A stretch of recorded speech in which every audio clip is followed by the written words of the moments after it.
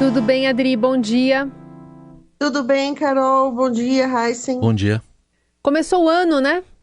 Começou segunda-feira, depois do carnaval, e o ano começou quente aqui em Brasília, Então, Carol. agora começam realmente, né, os deputados, senadores a trabalharem de forma mais articulada junto com o governo. Tem pautas e tem deadline, especialmente na relação dos combustíveis, assunto que está na pauta, inclusive, do presidente, do ministro hoje, né? Exatamente, o governo tem que decidir se vai manter a desoneração da gasolina e do álcool a partir do dia 1º de março. É um custo de 30 bilhões de reais de perda de arrecadação até o final do ano, e isso está no centro do debate político e também de uma fritura política do ministro da Fazenda, Fernando Haddad. Ele é contra essa desoneração, depende disso, mas a política não está deixando que isso aconteça, por isso essa reunião de hoje é importante, e eu acredito importante também para o futuro das decisões econômicas, porque Haddad já tinha sido atropelado no início do ano, quando esse mesmo debate ele não queria a manutenção da desoneração, foi atropelado pelo núcleo político, pela presidente do PT, Gleisi Hoffmann, e outros aliados políticos do presidente Lula, e agora voltamos ao mesmo tema. Ele não queria a correção da tabela do imposto de renda da pessoa física, adotou um modelo que diminui o impacto, mas de qualquer forma está sendo derrotado nessas questões, e que para ele são fundamentais, porque ele precisa reverter o déficit das contas públicas. Já tem até uma conta, né, Adri, que daria essa prorrogação até o fim do ano quase 29 bilhões aos cofres públicos, né, o custo. E qual vai ser o papel do presidente Lula nessa história?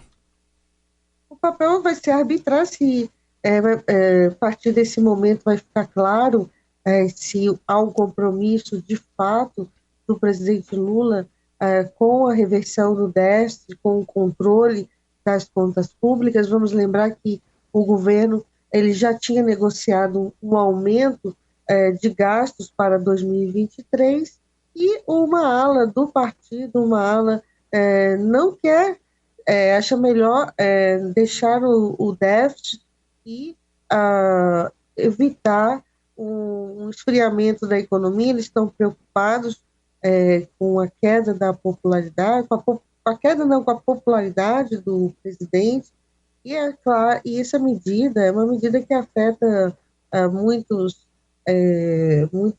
eleitores da classe média, sobretudo, são proprietários de automóveis, mas é uma medida que vai contra todo o discurso do presidente de defesa do meio ambiente, defesa das causas que alimentam as mudanças, que provocam as mudanças climáticas, e também de colocar o pobre no orçamento, porque esse subsídio é o que o governo está fornecendo, porque ao reduzir os tributos, ao desonerar, isentar, colocar em zero a cobrança dos tributos federais, ele está privilegiando no orçamento um grupo, e nesse caso da gasolina é um grupo da classe média e os mais ricos, e isso significa manter, inclusive aumentar o rico dentro do orçamento. Então são questões bastante peculiares. Eu acho que todo mundo aqui quer uma gasolina mais barata, mas há prioridades, e o ministro da Fazenda tem como prioridade nesse momento reduzir o déficit das contas públicas. Dessa reunião deve sair alguma coisa, até porque a gente tem esse deadline aí da medida provisória que acaba agora dia 28. Então, se tiver algum tipo de impasse, é possível que se prorrogue essa medida provisória, essa desoneração? Não, esse é o cenário que está na mesa, prorrogar por um curto espaço de tempo, até que seja definida, porque há uma pressão também no presidente da Petrobras, Jean Paul Prats, para ele mudar a política de preços da Petrobras, hoje atrelada ao mercado internacional. Lula disse que queria, bem desde a campanha, ele chama de abrasileirar essa política, e pressão também para ele. Então, é provável que o presidente decida por uma desoneração por mais tempo, até que esse cenário na Petrobras, essa política essa nova política esteja definida. Uhum. Tá no calendário aí, então, porque mês que vem não, abril, né, que toma posse o novo conselho lá da Petrobras, mas dá tempo de esperar até isso, como quer, por exemplo, a presidente do PT, a Gleisi Hoffmann? Não, nesse caso, Heisen, teria que, uma das alternativas é fazer uma prorrogação gradual, ou seja, não como foi agora, né, 2 meses, 2 meses. Né, um tempo, mas isso tem para a imagem do ministro da Fazenda, para definir o tamanho dele, né, na condução da política econômica, é muito ruim se ele perder, mas essa é uma fritura que, claro, atrapalha os planos dele e diminui, né, o seu tamanho dentro do governo.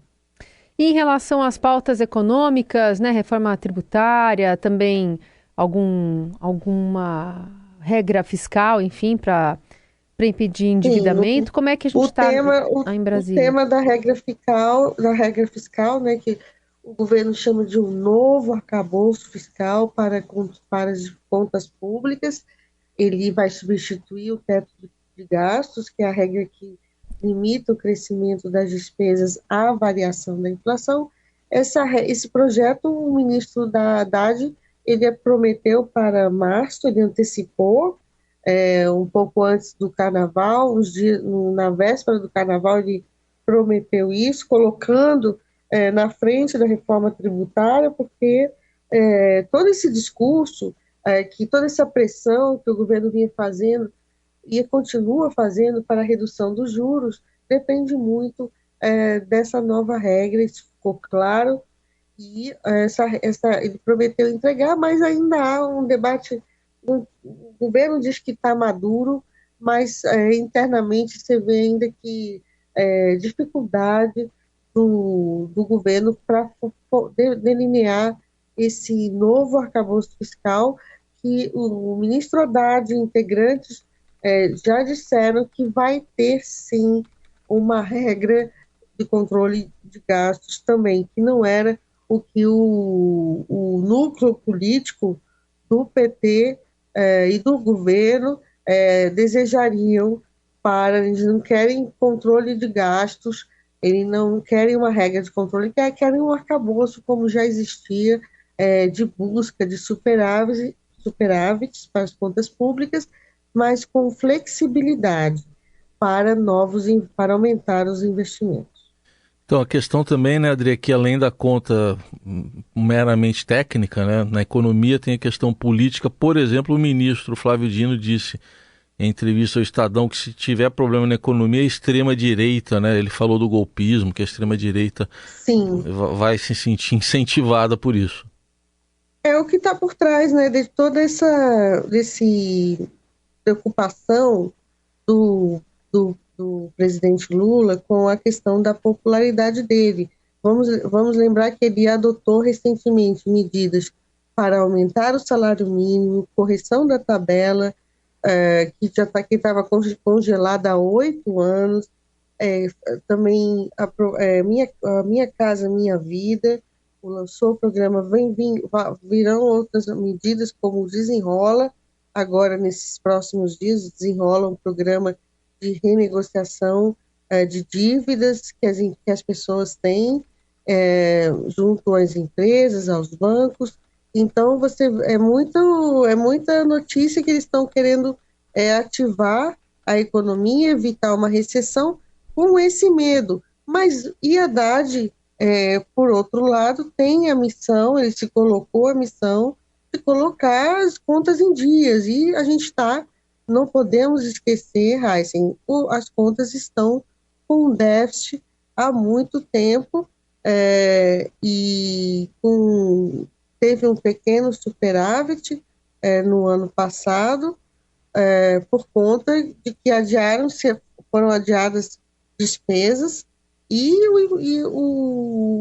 há uma cobrança do mercado financeiro, das empresas que dependem dos juros dos juros que estão no mercado, para que haja um ajuste nas contas do governo. Esse é o debate que está por trás de toda essa pressão. Um grupo não quer esse ajuste agora, prefere, preocupado com essa questão política de que a economia, um ajuste pode significar uma economia com menos tração.